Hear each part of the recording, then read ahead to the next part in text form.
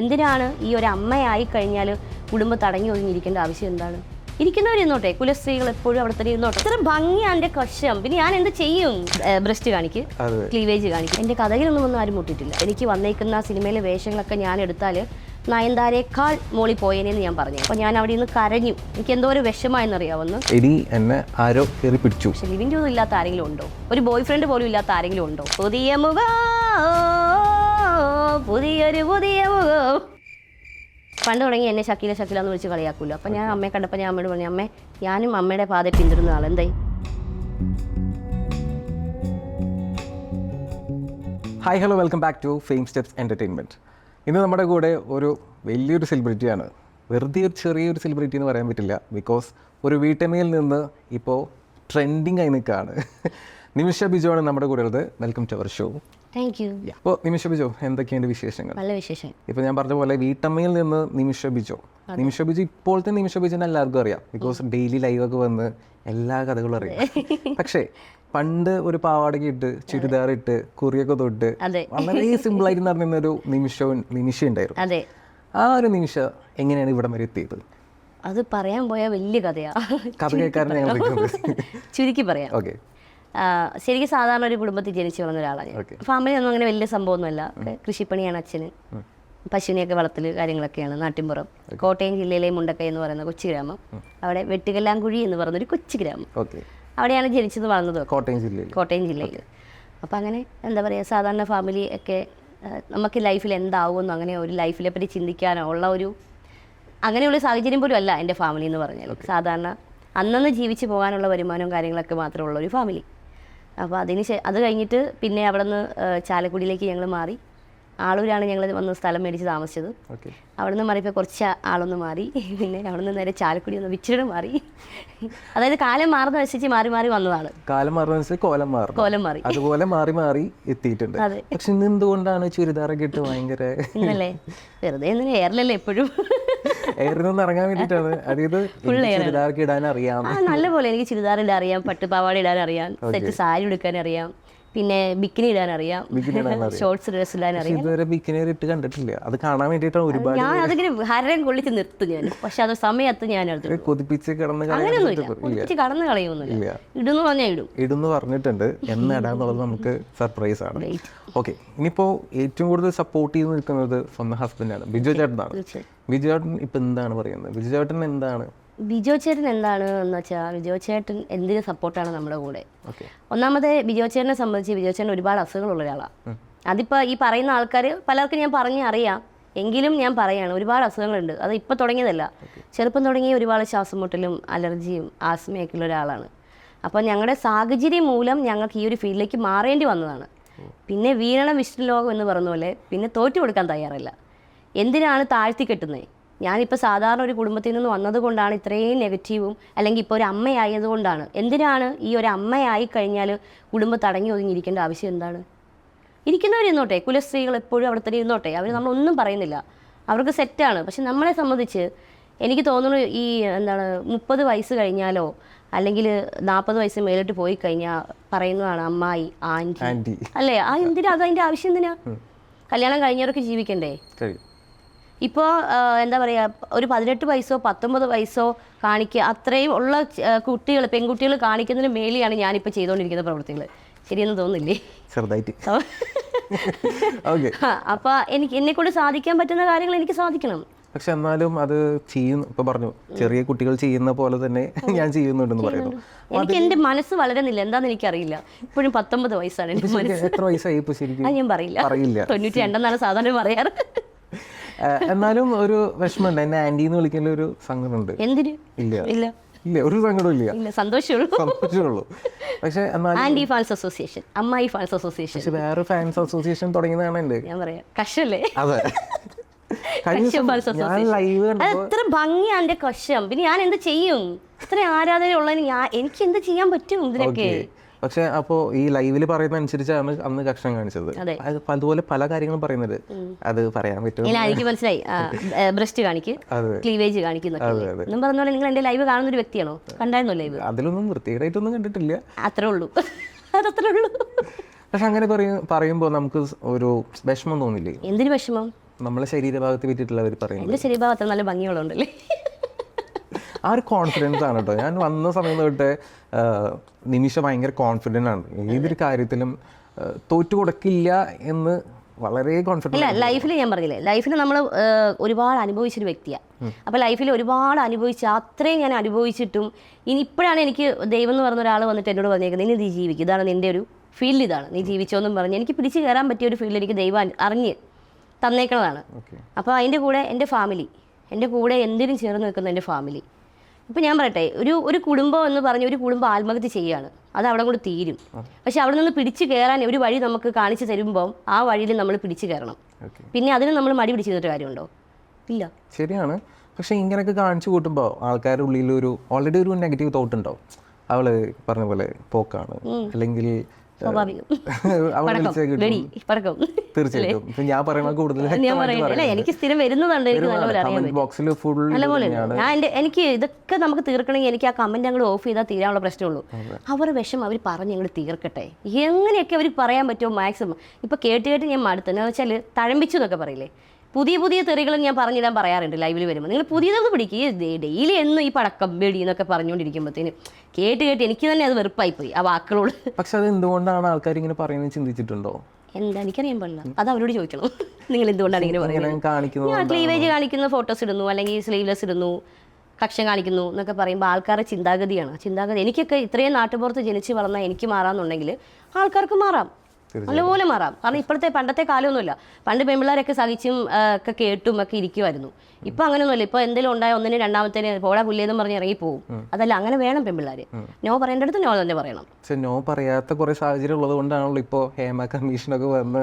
പക്ഷെ ഞാൻ ഈ ഹേമ കമ്മീഷൻ ഈ അമ്മ മെമ്പർഷിപ്പ് ഒന്നും ഇല്ലാത്തൊരു വ്യക്തിയാണ്. ഇല്ല, പക്ഷെ എന്നാലും അപ്പോൾ അതിനകത്ത് എനിക്ക് എന്താ പറയേണ്ടത് എനിക്കറിയില്ല. ഒരു സിനിമയിലേക്ക് കയറാൻ ആഗ്രഹിക്കുന്ന ഒരു വ്യക്തി എന്ന രീതിയിലേക്ക് ഒരുപാട് ട്രൈ ചെയ്യുന്നുണ്ട് ഇപ്പോൾ. അല്ല, സിനിമ ചെയ്തിട്ടുമുണ്ട്. അപ്പോൾ ഇതുപോലത്തെ ഒരു അനുഭവം ഉണ്ടായിട്ടുണ്ടോ ലൈഫിൽ? എൻ്റെ കഥയിലൊന്നും ഒന്നും ആരും മുട്ടിയിട്ടില്ല. എന്നാലും കാസ്റ്റിങ്ങുകളിൽ വിളിക്കുമ്പോഴത്തേനും അവരിങ്ങനെ പറയാറുണ്ട്, കുറച്ച് ഫോട്ടോസ് അങ്ങനെ അയക്ക്, ഇങ്ങനത്തെ ഫോട്ടോസ് അയക്ക്, ക്ലീവേജ് കാണുന്ന ഫോട്ടോ അയക്കെന്ന് പറയും. അപ്പം ഞാൻ അവരോട് പറയും എനിക്ക് താല്പര്യമില്ല, സോറി എന്ന് പറയും. പിന്നെ സിനിമ ഷൂട്ടിന് വിളിക്കുന്നവർ പറയും ഒറ്റയ്ക്കേ വരാൻ പാടുള്ളൂ, ഒരു റൂമേ ഉണ്ടാവുള്ളൂ, ഒറ്റയ്ക്കേ വരാൻ പാടുള്ളൂ. അപ്പം ഞാനത് ഒഴിവാക്കി വിട്ടിട്ടുണ്ട്. അപ്പോൾ ഞാൻ എൻ്റെ കഴിഞ്ഞൊരു ഇൻ്റർവ്യൂ ഞാൻ പറഞ്ഞ പോലെ ഞാൻ എനിക്ക് വന്നേക്കുന്ന സിനിമയിലെ വേഷങ്ങളൊക്കെ ഞാൻ എടുത്താൽ നയൻതാരേക്കാൾ മോളിൽ പോയേനെന്ന് ഞാൻ പറഞ്ഞേന്നു. അതിന് നല്ല ട്രോളൊക്കെ എനിക്ക് കിട്ടി കേട്ടോ.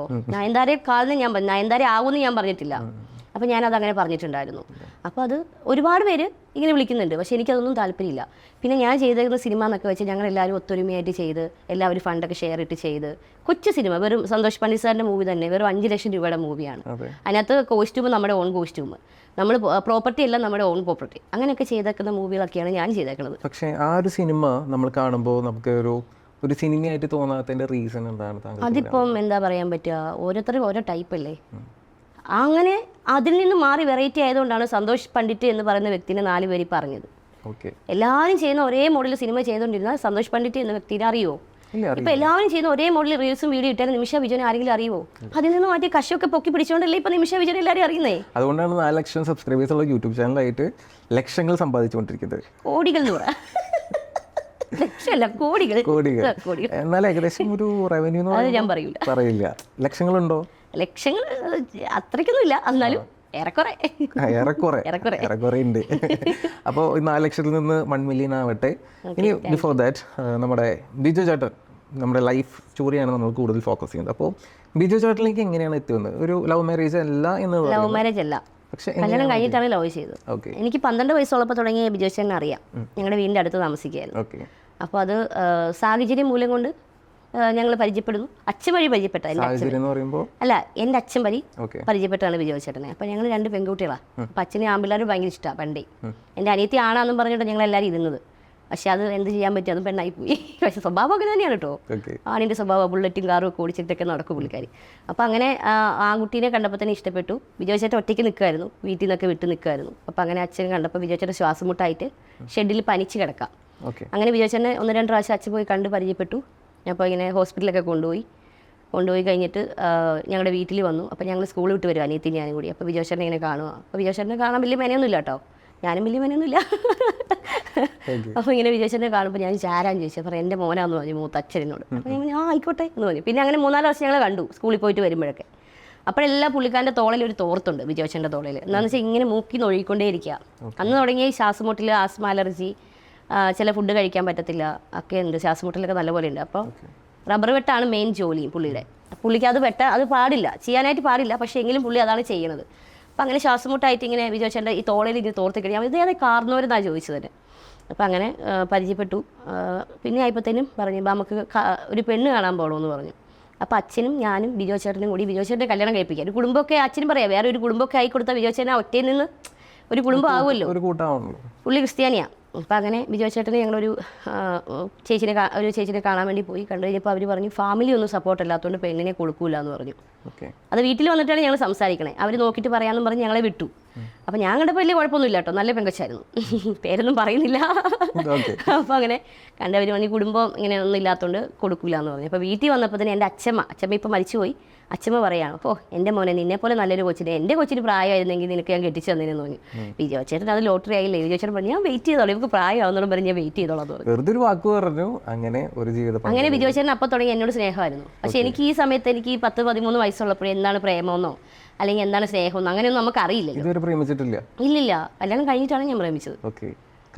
കല്യാണം കഴിഞ്ഞിട്ട് പ്രേമിച്ചെന്ന് പറയാൻ പറ്റത്തില്ല. കല്യാണം കഴിച്ചു കഴിഞ്ഞിട്ടും ലൈഫ് എന്താണെന്നൊന്നും നമുക്ക് ആസ്വദിക്കാനോ അല്ലെങ്കിൽ കോളേജിൽ ലൈഫോ അതൊന്നും എനിക്ക് ആസ്വദിക്കാൻ പറ്റിയ ഒരാളൊന്നുമല്ല ഞാൻ.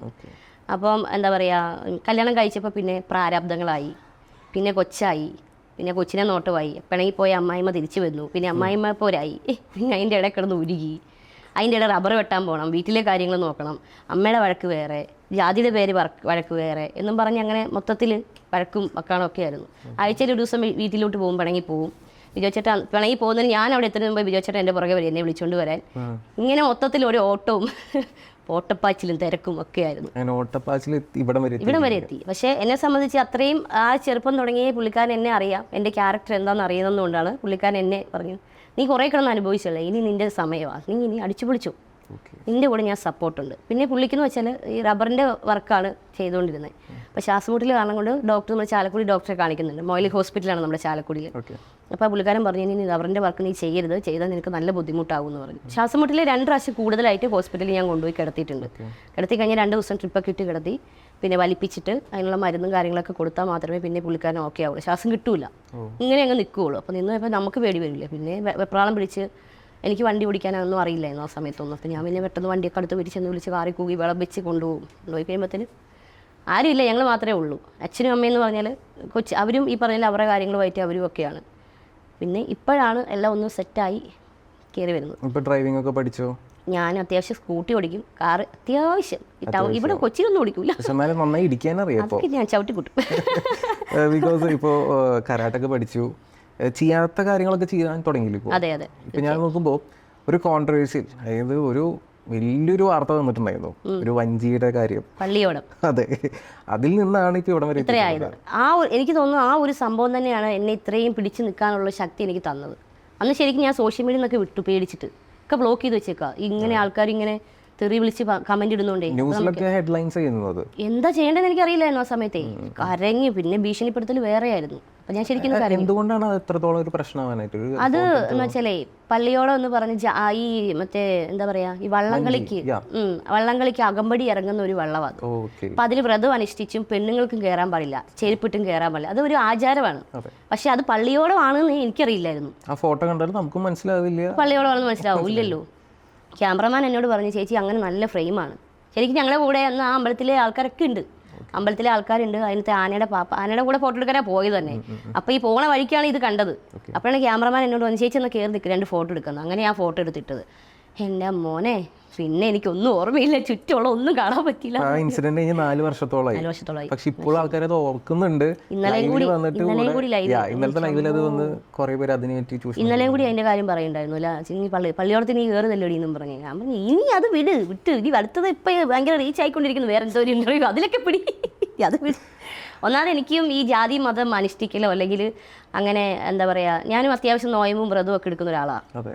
എൻ്റെ ഫാമിലി ഫുള്ള് ഹിന്ദുസാണ്, വിജയചേട്ടൻ്റെ ഫാമിലി മൊത്തം ക്രിസ്ത്യൻസാണ്. പക്ഷെ ഞങ്ങൾ ഇപ്പം എന്താ പറയുക ജാതിയോ മതമോ അങ്ങനെയൊന്നും ഞങ്ങൾ നോക്കാറില്ല. നമുക്ക് മനുഷ്യനായിട്ട് മാത്രം കാണുന്നൊരു വ്യക്തിയാണ്. എനിക്ക് ജാതിയില്ല, മതമില്ല, നിറമില്ല, എന്താ പറയുക പാർട്ടിയില്ല, ഒന്നുമില്ല. അപ്പോൾ എനിക്ക് ദൈവവിശ്വാസമുള്ള ഒരാളാണ്. ഈശ്വരനുണ്ട്. ഈശ്വരനുണ്ട്, 100% ഉണ്ട്. ഞാൻ വിശ്വസിക്കുന്ന ഒരാളാണ്. അപ്പോൾ ഞാൻ അതൊക്കെ ചെയ്യുന്ന ഒരാൾ ഒരിക്കലും പോയി ഈ എന്താ പറയുക ലംഘിച്ച് കയറി നിൽക്കില്ല. നമ്മൾ ഒന്നുമില്ലെങ്കിൽ അവിടെ എഴുതി എന്തെങ്കിലും വെക്കണമായിരുന്നു അവർ. അത് ഞാൻ അന്ന് പറഞ്ഞ കാര്യം തന്നെയാണ്. അവിടെ ഒരു പള്ളി ഇത്രയും വലിയൊരു മഹത്വമായ ഒരു സംഭവം അതവിടെ എഴുതി വെക്കണമായിരുന്നു. പള്ളിയോടമൊന്നോ അല്ലെങ്കിൽ കയറാൻ പാടില്ല എന്നൊക്കെ. അത് വെറുതെ ഒരു ഷെഡിൽ വെറുതെ കേട്ടിട്ടേക്കാം. അപ്പോൾ അവർ പറഞ്ഞത് എണ്ണം തെറ്റി എന്തോ പണിതിട്ട് എണ്ണം തെറ്റി എന്തോ കേട്ടിട്ടേക്കുന്ന വെള്ളം എന്നാണ് ഞാൻ അറിഞ്ഞത്. അതിനുശേഷം അതിനൊരു പ്രായശ്ചിത്തമായിട്ട് ഒരു പള്ളിയോടെ ഇപ്പോൾ പണി നടന്നുകൊണ്ടിരിക്കുക ഇതേ സ്ഥലത്ത് തന്നെ. അവിടെ പോയി എന്നെക്കൊണ്ട് പറ്റുന്ന ചെറിയൊരു സംഭാവന ഞാൻ കൊണ്ട് കൊടുക്കുകയും ചെയ്തു. കൊടുക്കുകയും അത് ഉണ്ടായിരുന്നല്ലോ, ഞാൻ ഫേസ്ബുക്കിലൊക്കെ ഇട്ടിട്ടുണ്ടായിരുന്നു. കൊടുക്കുകയും ചെയ്തു അവർക്ക്. പക്ഷേ ആ ഒരു അത്രയും മഹത്വമുള്ളൊരു പള്ളിയോടം ഇന്ന് അവിടെ പണി തീരാതെ അവിടെ കിടക്കുക. അതിൽ എന്നെ തെറി വിളിച്ച ആൾക്കാരോട് ഞാൻ പറയുന്നു, ആ പള്ളിയോടം നിങ്ങൾ പണി തീർത്തിട്ട് അത് ഇറക്കാൻ നോക്കുക. ഇനി പള്ളിയോടത്തിൻ്റെ വിഷയം നിങ്ങൾ അവിടെ നിർത്തിയിട്ട് ആ പള്ളിയോടം പണി നിർത്തിയിട്ട് അത് ഇറക്കാൻ നോക്കിയാൽ ആ ഒരു കരക്കാരുടെ ഒരു ആഗ്രഹം അവിടെ സാക്ഷാത്കരിക്കും. ശരിയാണ്. പക്ഷേ ആൾക്കാർക്ക് കുറ്റം പറയുന്നത് മാത്രമേ നേരമുള്ളൂ. അല്ല, എല്ലാവരും ഈ നെഗറ്റീവിൻ്റെ പുറകെ പോകും. അതുകൊണ്ടാണ് ആരും പോസിറ്റീവിൻ്റെ പുറകെ പോകുന്നില്ല. ഞാൻ ചെയ്യുന്ന പ്രവൃത്തികളോ ഞാൻ എത്രയോ നല്ല കാര്യങ്ങൾ ചെയ്യുന്നു. ഇപ്പം എൻ്റെ ഫ്രണ്ട്സ് തന്നെ തെറി വിളിച്ചൊക്കെ അന്തരം ആരും ഇട്ട് കഴിഞ്ഞാൽ പറയും, ഡി ഇത് കണ്ടോ, നീ ഇത് കണ്ടോ. എന്നാൽ അവർ നല്ലൊരു കാര്യം ചെയ്ത് ആരും എടുത്തിട്ട് തരില്ല. ഈ ചീത്ത വിളിച്ചേക്കുന്ന കാര്യം എനിക്ക് എടുത്തിട്ട് തരും. ഓക്കെ, പക്ഷേ ഇപ്പൊ ഈ പള്ളിയോളത്തിന് വേണ്ടിയിട്ട് കോൺട്രിബ്യൂട്ട് ചെയ്തു അല്ലെങ്കിൽ തന്നാലാവുന്ന രീതിയിൽ ഒരു സാധനം എന്നെ കൂടെ പറ്റുന്ന പോലെ ഞാൻ ചെയ്തിട്ടും പക്ഷെ ആരും ഇതുവരെ അതിനെ പറ്റിയിട്ട് പ്രോത്സാഹിപ്പിക്കുകയോ അതിനെ പറ്റി നല്ലത് പറഞ്ഞിട്ടില്ല. ഈവൻ ഇപ്പോൾ ഈ ഇന്റർവ്യൂലാണ് ഞാനിപ്പോൾ ഇത് ആദ്യമായിട്ട് കേട്ടത്. ഇത് ആൾക്കാർ ശ്രദ്ധിക്കണം. ഈ തെറ്റ് മാത്രം കണ്ടാൽ പോരാ, കുറച്ച് ശരിയുള്ള കാര്യങ്ങൾ നന്മ ചെയ്യുന്നതും കാണാനായിട്ട് ആൾക്കാർ പഠിക്കണമെന്നാണ് എൻ്റെ റിക്വസ്റ്റ്. ഇനിയിപ്പോൾ നമ്മൾ വരികയാണെങ്കിൽ ഇപ്പോൾ ആ ഒരു ഇത് മാത്രമല്ല, ഇപ്പോൾ പുലിക്കളിക്ക് വേഷം ഇട്ട് ഇറങ്ങി കഴിഞ്ഞ കൊല്ലം തൃശ്ശൂർ പൂരത്തിന്റെ ഫേമസ് ആയ തൃശ്ശൂർ പൂരത്തിന്റെ ഒരു ഉത്സവമാണ്. ശ്രദ്ധിക്കണം, ആന്റി, അമ്മായി, പിന്നെന്താ പിന്നെ വേറെ ഒന്നുണ്ടല്ലോ, പടക്കം വെടി അല്ലേ, ഇതൊക്കെ ഉണ്ടല്ലോ. ഇതൊക്കെ നമ്മുടെ നമുക്ക് ഇഷ്ടം പോലെ ചാർത്തി തരുന്നതാണ്. പക്ഷേ ഞാനിപ്പോൾ ഒതുങ്ങി ഒരു മൂലയിൽ ഇരിക്കുവാണെങ്കിൽ എനിക്ക് ഈ പുലികളി പോലെയുള്ള ഇത്രയും വലിയൊരു പാർട്ടിൽ എനിക്ക് അംഗമാകാൻ പറ്റുമായിരുന്നു. വീട്ടിൽ ഒതുങ്ങി ഇരുന്നാൽ പോരായിരുന്നു, പറ്റിയില്ലായിരുന്നല്ലോ. കാണാൻ പറ്റും. 4 വർഷമായിട്ട് പുലികളി കണ്ടിട്ടും എനിക്ക് ഇതിൽ ഇറങ്ങണം എന്ന് ജ്വരം കയറി എനിക്ക് ഇങ്ങനെ ഇരിക്കുന്ന ഒരാളാണ് ഞാൻ. അപ്പോൾ എനിക്ക് അതിലേക്ക് ഇറങ്ങാൻ പറ്റിയത് ഞാൻ അതിലേക്ക് ഇറങ്ങിയത് കൊണ്ടല്ലേ. വീട്ടിൽ അത് എൻ്റെ ഫ്രണ്ട് വഴിയാണ് പറ്റിയത്, ദിയാസന വഴി. ദിയാസനെ എനിക്ക് അങ്ങനെ ഒരുപാട് ഫ്രണ്ട്സൊന്നുമില്ല, ബെസ്റ്റ് ഫ്രണ്ട്സ് ആയിട്ടൊക്കെ വളരെ കുറച്ച് പേരേ ഉള്ളൂ. അപ്പോൾ ഇവളെ ഞാൻ വിളിച്ച് പറഞ്ഞാൽ ഇതുപോലെ എനിക്ക് പുലികളിക്ക് ഇറങ്ങണം എന്നൊരു ആഗ്രഹമുണ്ട്, എനിക്ക് എന്നെ ഒന്ന് ഹെൽപ്പ് ചെയ്യാൻ പറ്റുമെന്ന്. അപ്പോൾ അവൾ ഞാൻ ഒരു പുള്ളിക്കാരൻ്റെ നമ്പർ ഇട്ടത്, നീ ഒന്ന് വിളിക്കാൻ പറഞ്ഞു. അങ്ങനെ നമ്മുടെ രതീഷ് ചേട്ടൻ്റെ നമ്പർ ഇട്ടത്. അത് കിട്ടിയ ആശൻ അടിപൊളിയായിരുന്നു. ആശൻ നമ്മുടെ കൂടെ കട്ടക്ക് നിൽക്കുന്ന അവർ ന്യൂസ് കാര്യങ്ങളൊക്കെ നമുക്ക് വേണ്ടി എടുത്തിട്ട് കഴിഞ്ഞപ്പോൾ അവർ പറഞ്ഞു ലേഡീസിനെ ഇറക്കാൻ പറ്റില്ല എന്ന് പറഞ്ഞു. അതിന് മുമ്പതൊക്കെ 4 കൊല്ലം മുമ്പ് വരെ രഹന ഫാത്തിമേനൊക്കെ ഇറക്കിയ ടീംസാണ് അയ്യന്തോള്. അത് ബോഡി പാർട്ടി ചെയ്തിട്ടാണ് രഹന ഫാത്തിമേനെ ഇറക്കിയത്. അപ്പൊ എന്തുകൊണ്ടാണ് എനിക്കറിയില്ല, ഞാൻ എന്തിനാ ചോദിക്കുന്നത്. എല്ലാവരും ഒന്നും അതിനകത്തൊന്നും പറഞ്ഞു. ഒരു 2 പേരാണ് അതിനകത്ത്, രണ്ട് ആണുങ്ങൾ വന്നിട്ട് പറഞ്ഞു. എല്ലാ ന്യൂസും എല്ലാം കൊടുത്തു. ഞാൻ അവരുടെ കൂടെ ആ ന്യൂസിൽ ഏഷ്യാനെറ്റ് ന്യൂസിലൊക്കെ ഉണ്ടായിരുന്നു. അവരെല്ലാം വന്നിട്ട് ന്യൂസ് എല്ലാം ഇട്ട് കഴിഞ്ഞതിന് ശേഷമാണ് ഇവരെന്നോട് വന്നിട്ട് പറയാണ് ഇറക്കാൻ പറ്റില്ല എന്ന്. 2 പേര്. എനിക്ക് ആ മുഖം എൻ്റെ മൈൻഡിൽ ഇപ്പോഴും ഉണ്ട്. എനിക്ക് നല്ല വിഷമമാണ് കേട്ടോ, അതുകൊണ്ടാണ് ഞാൻ ഇത് പറയുന്നത്. അതെനിക്ക് വൈരാഗ്യമൊന്നുമല്ല, ഒന്നുമില്ല. ഞാൻ അന്ന് കാണുന്നവരെ ഇനി എൻ്റെ സോഷ്യൽ മീഡിയയിൽ ഒന്നുമില്ല, തിറുക്കവൻ ഇട്ട ഒരാൾ മനുഷ്യന് കഷ്ടം കാണിക്കാൻ പറഞ്ഞിട്ട് കാണിക്കുന്നുണ്ടാക്കി.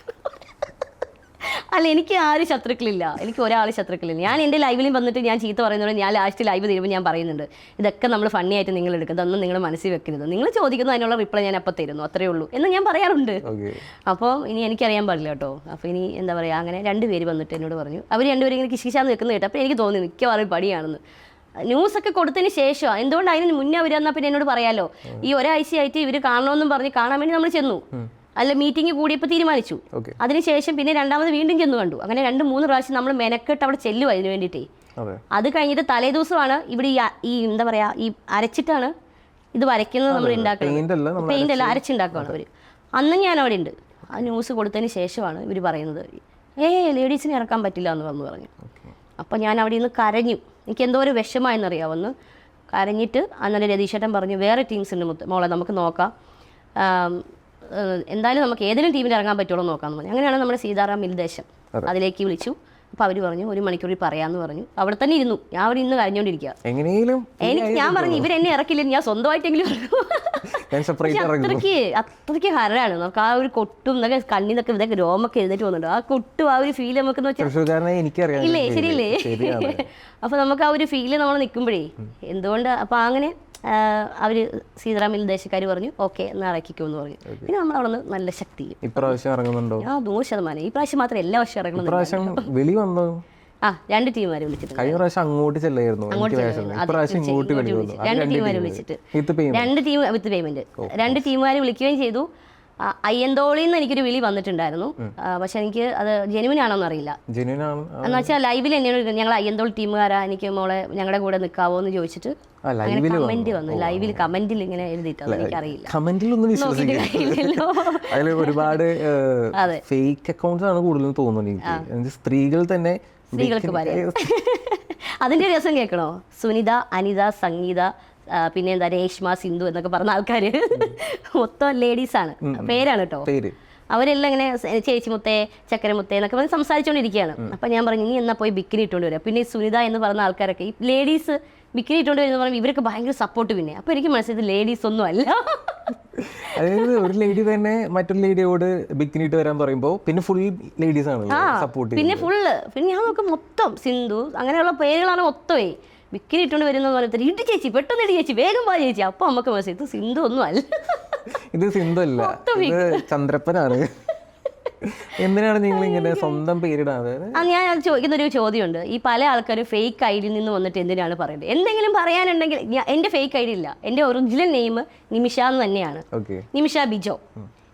എൻ്റെ ചെറുപ്പം തുടങ്ങി എൻ്റെ തന്നില്ല എനിക്ക് ഇട്ട പേര് ഇത് തന്നെയാണ്. എന്നോട് ചോദിക്കും എൻ്റെ ഒറിജിനൽ പേര് പറയാൻ പറയുന്നുണ്ട്. അപ്പോൾ ഞാൻ എൻ്റെ ഒറിജിനൽ പേരില്ല, എനിക്ക് നിമിഷ ബിജോ എന്നുള്ളൊരു പേര് മാത്രമേ ഉള്ളൂ. എൻ്റെ ഇപ്പോൾ ഗൂഗിളിൽ എടുത്താലും യൂട്യൂബിലാണെങ്കിലും ഫേസ്ബുക്കിലാണെങ്കിലും എൻ്റെ യൂട്യൂബ് ചാനലിൻ്റെ പേര് തന്നെ നിമിഷ ബിജോ എന്നാണ്. അല്ല, അതിനകത്ത് വേറെ ഒന്നുമില്ല, ഒന്നും ചേർത്തിട്ട് എൻ്റെ പേര് തന്നെയാണ് എൻ്റെ ചാനലിൻ്റെ പേര്. അപ്പോൾ അതായത് എവിടെ നോക്കിയാലും നിമിഷ ബിജോ എന്ന് തന്നെ കാണണം. അതിപ്പോ ഇൻസ്റ്റാഗ്രാമിൽ 2 അക്കൗണ്ട് യൂസ് ചെയ്യുന്നുണ്ട്, നിമിഷ ബിജോ ഒഫീഷ്യൽ, ഒഫീഷ്യലും പിന്നെ ഏതാ ബിജോ ചേട്ടന്റെ പേരിലേക്ക്. അതെ, അത് ചേട്ടന്റെ ബിജോ ചേട്ടൻ അല്ല, നിമിഷ ബിജോ ഒഫീഷ്യലും പിന്നെ നിമിഷോ ബിജോ ഒഫീഷ്യൽ. അത് ഫേസ്ബുക്ക് ആയിരിക്കും. ഇല്ല, എൻ്റെ ഒരു ഫാൻസ് ഉണ്ട്, ഒരു ഫാൻസ് ഗ്രൂപ്പ് ഉണ്ട്, അത് നീതു എന്ന് പറഞ്ഞിട്ട്. അതിന്റെ ഒരു കൂട്ടായി തന്നെ നോക്കണമായിരുന്നു. അപ്പൊ അവളില്ല, ഇപ്പൊ അവൾ നോക്കണില്ല, ചത്ത കിടക്കാണ്, അതിനകത്ത് അങ്ങനെ ഇടാറൊന്നുമില്ല. അപ്പൊ അത് ബിജോ ചേട്ടൻ തന്നെ ഹാൻഡിൽ ചെയ്യുന്നുണ്ട്. ഫാൻസ് എന്നും പറഞ്ഞ് തുടങ്ങിയത് എൻ്റെ ഫ്രണ്ട്. അപ്പൊ അത് ഈ 2 ഐഡിയ എനിക്ക് അറിയുള്ളൂ, ബാക്കിയൊക്കെ എൻ്റെ പേരിൽ മൊത്തം ഫേക്ക്. ഇപ്പൊ നമ്മുടെ പുലികളിക്ക് കഴിഞ്ഞ പ്രാവശ്യം ഹെൽപ്പ് ചെയ്തത് ദിയസനയാണ്. ദിയസന ഫ്രണ്ട് ആണെന്ന് പറയുകയും ചെയ്തു. അപ്പൊ നമുക്ക് ദിയസനെ നിന്ന് വിളിച്ചിട്ട് ഒരു പ്രാങ്ക് കോൾ ഇവിടെ, പക്ഷെ ആളെടുത്ത് പറയേണ്ടത് ഇത്രേ ഉള്ളൂ, ഒന്നുമില്ല, എടി എന്നെ ആരോ കയറി പിടിച്ചു, ഞാൻ എന്താ ചെയ്യണമെന്ന് അറിയാണ്ട് ഇങ്ങനെ നിൽക്കാണ്. ഇത് ഞാൻ ചോദിക്കും, ഇത് പറയാനുള്ള റീസൺ എന്താണെന്ന് വെച്ചാൽ ഇപ്പോഴും നമ്മുടെ സമൂഹത്തിൽ സ്ത്രീകളുടെ ഇടയിൽ ഇങ്ങനൊരു സിറ്റുവേഷൻ ഉണ്ട് കഴിഞ്ഞാൽ എങ്ങനെ ഹാൻഡിൽ ചെയ്യണമെന്ന് അറിയില്ല. ദിയസന ഒരു ആക്ടിവിസ്റ്റ് ആണ്, സ്ത്രീകൾക്ക് വേണ്ടി സംസാരിക്കുന്ന ഒരാളാണ്. അപ്പം ആളുടെ ഒരു പ്രതികരണം എങ്ങനെയാണെന്ന് അറിയാൻ വേണ്ടി മാത്രം വേണം. ദൈവമേ, അവളുടെ വായിലെ തെറി ഞാൻ കേൾക്കണമല്ലോ. ഈശ്വര, സ്പീക്കർ ഇടണം. വേറെ ഒന്നും പറയാൻ പാടില്ല. ഈ ഒരു സിറ്റുവേഷൻ താങ്കളൊരു ആക്ട്രസ്സാണ്, അപ്പോൾ താങ്കൾക്ക് അറിയാം എങ്ങനെ അഭിനയിക്കണം എന്നുള്ളത്. ഞാൻ കയറി പിടിച്ചു. ദൈവമേ, എടുക്കാതിരുന്നാൽ മതിയായിരുന്നു. എന്താ പറയണ്ടേ, ഞാൻ ഇവിടെ ആങ്കറിനെ വിളിച്ചോണ്ട് വന്നു, ചാനലിൽ വിളിച്ചോണ്ട്. അങ്ങനെയൊന്നും പറയാ, എന്റെ പേര് പറയണ്ട, പേര് പറ, അന്ന് വൈറലാക്കി. Full name RJ Kiran. Okay, എന്നെ RJ കിരൺ പീഡിപ്പിക്കാൻ ശ്രമിച്ചു. അതെ, ഓക്കെ. ദൈവം എടുക്കല്ലേ. ബിസിയാണ്, പിന്നെ വിളിക്കാം. ബിസിയാണോ? വിളിച്ചു. ബിസിയല്ലേ, നീ ഇങ്ങോട്ട് വിളിച്ചോളൂ. ഇങ്ങോട്ട് വിളിക്കോ? അയ്യോ, ഇങ്ങനെ ഒരു ടാസ്ക് കൊണ്ട് ഞാൻ വരത്തില്ലായിരുന്നു. ഇതൊരു ടാസ്ക് അല്ലേ ചേച്ചി? ഞാൻ പറഞ്ഞല്ലോ ഇതുപോലെ എങ്ങനെ റിയാക്ട് ചെയ്യണമെന്ന് അറിയില്ല. അപ്പോൾ DCG എന്തായാലും ആള് പറയല്ലോ, നീ ഇങ്ങനെ ചെയ്യടി, നീ ഇങ്ങനെ കേസ് കൊടുക്കടി, പ്രതികരിക്കുന്ന രീതി അറിയാൻ വേണ്ടിയിട്ട് മാത്രമാണ്. പക്ഷെ അവളെ സംബന്ധിച്ച് അവൾ എന്നോടൊന്നും പറയത്തില്ല, അവൾക്കറിയാം ഞാൻ ഹാൻഡിൽ ചെയ്യുന്നു. അറിയാം.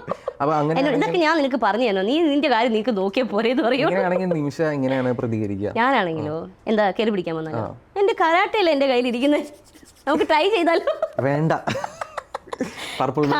കാലേ വാരിയിട്ട് ഇങ്ങനെ ചുരുട്ടി മടക്കി എറിയുന്ന ഒരു സംഭവം ഉണ്ട്, അത് പുതിയതാ. ഞാൻ ഇവിടെ എവിടെ പരീക്ഷിച്ചിട്ട്. വേണ്ട, ഞാൻ ഇവിടെ കുറച്ച് പിള്ളേർ ഇരിക്കുന്നത്, അവരെ കൊണ്ടൊന്ന് പുള്ളിക്കാരി രക്ഷയില്ല, കരാട്ടയ്ക്കാണ്. ചെല്ലുമ്പോഴേക്കും ശ്രദ്ധിക്കുക. നിങ്ങളിപ്പോൾ വീഡിയോയിൽ കണ്ടിട്ട് പലതും തോന്നി ചിലപ്പോൾ അടുത്തെത്തുമ്പോൾ കിട്ടും എന്ന് പറഞ്ഞ് തോണ്ടാൻ നിൽക്കണ്ട, തോണ്ടിയ മരണമുറപ്പ്. തീർച്ചയായിട്ടും. ഓക്കെ, പക്ഷേ ഞാൻ പറയുന്നത് ഇപ്പോഴും ഞാൻ ചോദിക്കുന്നത്, ഇപ്പോൾ ഹേമ കമ്മിറ്റി ഞാൻ മാറ്റിയിരിക്കുകയാണ്. സിനിമ ഫീൽഡിൽ പല ആൾക്കാരും ഇപ്പോൾ അഭിനയിക്കാൻ വേണ്ടിയിട്ട് പല നടികൾ ട്രൈ ചെയ്യുന്ന ഒരുപാട് പേര്. അവർ പറയുന്ന ഒരു കാര്യമുണ്ട്, ഞങ്ങൾ ശരീരം കൊടുക്കാൻ റെഡിയാണ്, ഞങ്ങൾക്ക് എങ്ങനെ ഒരു ചാൻസ് തായോ സാർ എന്ന് പറഞ്ഞു വരുന്ന ഒരുപാട് പേരുണ്ട്. അങ്ങനെ പറഞ്ഞു വരുന്ന പെൺപിള്ളേർ ഉള്ളതുകൊണ്ടാണ് ഞങ്ങളെപ്പോലുള്ളവർക്ക് തെറി കൂടുതൽ വരുന്നത്. അപ്പോൾ അങ്ങനെയുള്ളത് കൊണ്ടല്ലേ ഇങ്ങനൊരു പ്രശ്നം വരുന്നത്? ഉണ്ട്, ലിവിങ് ടുഗദർ നിൽക്കുന്നവരുണ്ടാവും. പിന്നെ എന്താ പറയുക, ഇങ്ങനെ എനിക്ക് വേഷം തായോ സാറേ, ഞാൻ എങ്ങനെയും എനിക്ക് രക്ഷപ്പെടാൻ ആഗ്രഹമുള്ള ഉണ്ടെന്ന് പറഞ്ഞു വരുന്നവരും ഉണ്ട്, ഇല്ലെന്ന് ഞാൻ പറയുന്നില്ല. നമുക്ക് എല്ലാവരെയും നമ്മൾ സംസാരിക്കുന്ന ഒരാൾക്കാരാണ്. ഇപ്പോൾ പ്രത്യേകിച്ച് ലേഡീസൊക്കെ ഒരുപാട് എനിക്ക് മെസ്സേജ് പേഴ്സണലി വിടുന്നുണ്ട്, ചേച്ചി ഞങ്ങളുടെ വീട്ടിലൊക്കെ ഒരുപാട് ബുദ്ധിമുട്ടുണ്ട് ചേച്ചി, ഞങ്ങളെ ഹെൽപ്പ് ചെയ്യാവോ. എനിക്ക് സഹായം ചോദിച്ചു വരുന്നുണ്ട്, അതൊന്ന് പറയണം കേട്ടോ, എനിക്ക് സഹായം ചോദിച്ചു വരരുതെന്ന് പറയാനാ. കാരണം എനിക്ക് അതിന് അത്ര വലിയ സ്വത്തുള്ള ആളൊന്നുമല്ല ഞാൻ. അപ്പം അത് പിന്നെ എന്താ പറയുക, എവിടെ പറഞ്ഞു ലേഡീസിന്റെ ഓക്കെ. അപ്പം അങ്ങനെയുള്ള പെൺകുട്ടികളും ഉണ്ട് ഇപ്പോഴത്തെ കാലത്ത്, ഒരുപാടുണ്ട്. അപ്പം എനിക്ക് അവരോട് പറയാൻ ഒന്നേ ഉള്ളൂ, ഒരിക്കലും നമ്മുടെ ശരീരം എന്താ പറയുക കച്ചവടമാക്കാതിരിക്കുക, കച്ചവടം ചെയ്യാതിരിക്കുക. ഓരോ പെണ്ണുങ്ങളുടെ ശരീരത്തിന് വാല്യൂ ഉണ്ട്, വിലയുണ്ട്. പറയുന്നവർക്ക് എന്തും പറയാം, പക്ഷെ നമ്മുടെ ശരീരവും നമ്മുടെ മനസ്സും ഒക്കെ നമ്മുടെ കൂടെ തന്നെയാണ് വേണ്ടത്. എന്തിനാണ് അത് ഒരു 100 അല്ലെങ്കിൽ 100 ആൾക്കാരെ കാണുമ്പോൾ ലിവിങ് ടുഗദർ എന്നും പറഞ്ഞൊരു സംഭവം തുടങ്ങിയിട്ടുണ്ട്. ഈ ലിവിങ് ടുഗദർ നിൽക്കുന്ന ഈ ഒരു പെണ്ണാണെങ്കിൽ പോലും, ഇപ്പോൾ മേ ബി ഞാൻ എൻ്റെ കാര്യം തന്നെ, ഇപ്പോൾ എനിക്ക് ലിവിങ് ടുഗദർ ഉണ്ടെങ്കിൽ പോലും ഞാൻ വേറെ 5 പേരെയാണ് ഇവരെ കോൾ വിളിച്ചുകൊണ്ടിരിക്കുമ്പോൾ ഇപ്പുറത്ത് വേറെ കോൾ വിളിക്കാൻ പോകുന്നു, അപ്പുറത്തെ ആ കോൾ വിളിക്കുമ്പോൾ ഞാൻ വിളിക്കുന്നത് 2 പേര് ഇവിടെ വേറെ അമ്മ വിളിക്കുന്നു, അച്ഛൻ വിളിക്കുന്നത്, എന്തിനാണ് ഇതിൻ്റെയൊക്കെ പുറകെ പോകാൻ നിൽക്കുന്നത്? അവനവൻ്റെ കാര്യം നോക്കി അവനവനെ ഇഷ്ടപ്പെട്ട ഒരാളെ, എൻ്റെ ലൈഫിൽ ഞാൻ ഒരാളെ എനിക്ക് ഒറ്റ കല്യാണം ഞാൻ കഴിച്ചിട്ടുള്ളൂ, എൻ്റെ ബിജോ ചേട്ടൻ തന്നെയാണ്. ഞാൻ ഇപ്പോഴും എൻ്റെ ലൈഫിന് ഒരു കുഴപ്പമില്ല, ഹാപ്പി ആയിട്ട് പോകുന്നുണ്ട്. പക്ഷേ ഇങ്ങനെ ഒരു ബിജോ ചേട്ടനെ പോലെ വേറെ ആൾക്ക് കിട്ടണമെന്നില്ലല്ലോ. അതില്ല, അത് ശരിയാ, 100% ശരിയാ. അപ്പോൾ അവരോട് എന്താണ് പറയാനുള്ളത്? അതിപ്പോൾ എന്താ ഞാൻ മറുപടി പറയാം, എനിക്ക് എൻ്റെ ഒരു ലൈഫാണ് എനിക്ക് പറഞ്ഞു കൊടുക്കാൻ പറ്റത്തുള്ളൂ. എനിക്ക് വേറെയുള്ള ലൈഫ് എങ്ങനെയാണെന്ന് എനിക്കറിയില്ല. എനിക്ക് എൻ്റെ ലൈഫിലെ കാര്യങ്ങളാണ്, എൻ്റെ ലൈഫിൽ നടക്കുന്ന കാര്യങ്ങളാണ് ഞാൻ ലൈവിലൊക്കെ വരുമ്പോഴും ഞാൻ കൂടുതൽ പറഞ്ഞു കൊടുക്കുന്നത്, എൻ്റെ അനുഭവങ്ങളും എൻ്റെ ലൈഫിൽ നടക്കുന്ന കാര്യങ്ങളും. ഇപ്പം ഞാനാവാൻ പറ്റത്തില്ല ഇപ്പോൾ കിരണിന്, ഇപ്പോൾ കിരണിനെ പോലെ ആവാൻ പറ്റത്തില്ല ബിജോ ചേട്ടന്.